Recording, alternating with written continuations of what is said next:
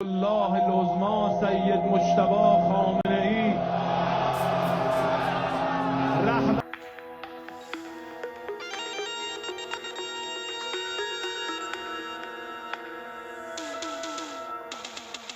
አሜሪካና እስራኤል በኢራን የስርዓት ለውጥ ለማምጣት ወስነው የጀመሩት የጥምር ጦር ጥቃት በታሰበው ልክ እየሄደ አለመሆኑን ኢራን በግጭቱ ውስጥም ሆና ተተኪ መሪዋን በመምረጥ ምላሽ ሰጥታለች።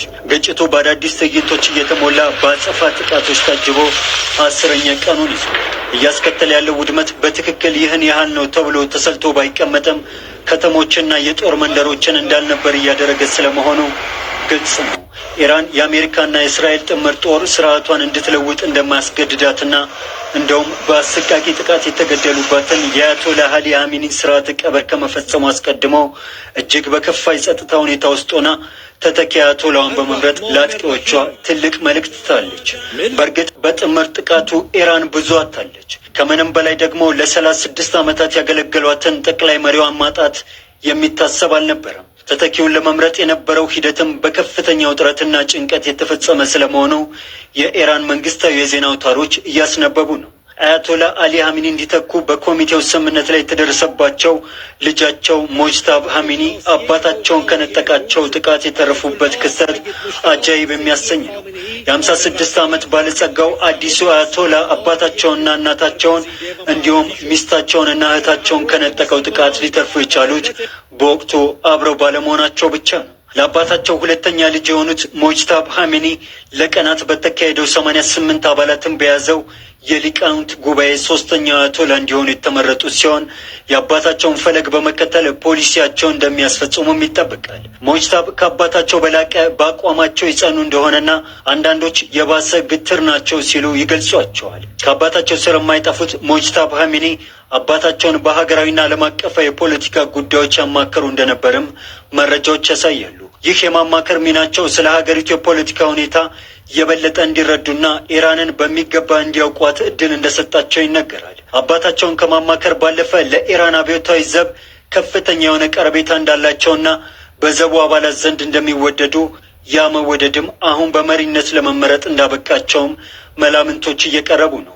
በእርግጥ ኢራን የመሪዋን ግድያ ለመበቀል እንደመዛቷ የአባቱን ሞት ከልጅ በላይ ሊበቀል የሚችል መሪ በቀላሉ ማግኘት አይታሰብም። አሜሪካና እስራኤል የአያቶላው ልጅ አያቶላ እንደሚሆን ቀድመው ገምተዋል።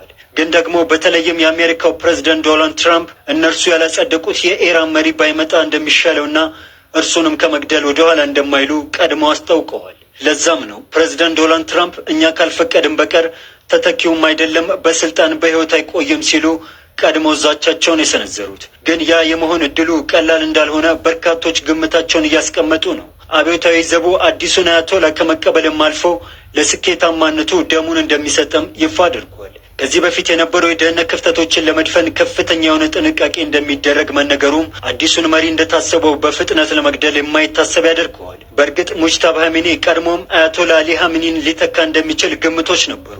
ህዝብ ፊት በብዛት የማይታዩ መሆናቸው፣ አርብ አርብ በሚደረጉ ትምህርቶች ላይም የማይታዩ መሆናቸውና ድምጻቸውም የማይሰማ በአካል ለብዙሃኑ ኢራናውያን የማይታዩ መሆናቸው ለደህንነታቸው ተብሎ በአባታቸው ጥበቃ ሲደረግላቸው እንደቆየ እንደ ማሳየም ተደርጎ ተወስዷል። ኢራን አዲስ መሪ ማግኘቷ እንዳለ ሆኖ በአሜሪካና እስራኤል ጥምረት እየተወሰደባት ያለው ጥቃትና በእርሷም በኩል እየተፈጸመ ያለው አጸፋዊ ጥቃት ተባብሶ ቀጥሏል። እስራኤል ጦርነቱ በተጀመረ በሳምንቱ ቅዳሜ ዕለት በቴህራን አቅራቢያ የሚገኝ የነዳጅ ኃይል ተቋማት ላይ ያነጣጠረ ጥቃትን ወስዳለች። ኢራንም በመካከለኛው ምስራቅ በሚገኙ በአሜሪካ የጦር ሰፈሮች እንዲሁም በእስራኤል ላይ የሚሳኤልና የድሮን ጥቃቶችን በመሰንዘር አጸፋዊ እርምጃን እየወሰደች ትገኛለች። አሜሪካና እስራኤል በኢራን ላይ በወሰዱ ጥቃት የኢራንን ወታደራዊ አቅም ማዳከማቸውን ፕሬዝደንት ዶናልድ ትራምፕ ተናግረዋል። ይሁንና ኢራን ያላትን አቅም ገና እንዳልተነካና ሉዓላዊነቷን ለማስከበር አጸፋዊ ጥቃቷን አጠናክራ እንደምትቀጥልም አስታውቃለች። አሜሪካና እስራኤል ኢራን ላይ የፈጸሙትን ጥቃት ተከትሎ ሂዝቦላህ ወደ እስራኤል ሮኬቶችን ማስወንጨፉን ተከትሎ እስራኤል ቡድኑን ለማዳከም በሊባኖስ መዲና ቤይሩት ጭምር ከባባድ ጥቃቶችን አድርሳለች። የአሜሪካና እስራኤል ጥምረት ከኢራን ጋር የገቡት ግጭት ከመካከለኛው ምስራቅ ቀጠና ባለፈ ዳፋው በዓለም አቀፍ ደረጃ መሆኑንም እያሳየ ነው። ወሳኝ የንግድ መርከቦች መተላለፊያ የሆነው የሆርሙዝ ሰርጥ ላይ እቀባ የጣለችው ኢራን በዓለም አቀፍ የንግድ ስርዓት ላይ ስጋትን ደቅ በግጭቱ ምክንያት የድፍድፍ ነዳጅ ዋጋ ከ20 በመቶ በላይ ጭማሪ በማሳየት መናሩን መገናኛ ብዙሃን እየዘገቡ ነው። አንድ በርሜል ነዳጅ $100 በላይ ተሻግሮ $110 በላይ አሻቅቦ የቡድን 7 ሀገራትም ከዚሁ የነዳጅ ዋጋ ማሻቀብ ጋር ተያይዞ አስቸኳይ ጉባኤን ጠርቷል። ይህም በጦርነቱ ምክንያት የተፈጠረውን የዋጋ ለመረጋጋት መፍትሄ ለመስጠት ሀገራቱ ለአደጋ ጊዜ መጠባበቂያ ክምችት ብለው የያዙትን በጋራ ለገበያ ለመልቀቅ ያለመ መሆኑን ተገልጿል። ግጭቶች ባየሉበት የመካከለኛው ምስራቅ ቀጠና ከገባበት ቀውስ እንዲወጣ የተለያዩ ሀገራት ሙከራዎችን እያደረጉ ይገኛል። የአሜሪካው ፕሬዝዳንት ዶናልድ ትራምፕ ግን ግጭቱን ለማቆም አሜሪካና እስራኤል ይሁንታ በመስጠት በጋራ ውሳኔ የሚያስቀምጡበት መሆኑንም አሳውቀዋል።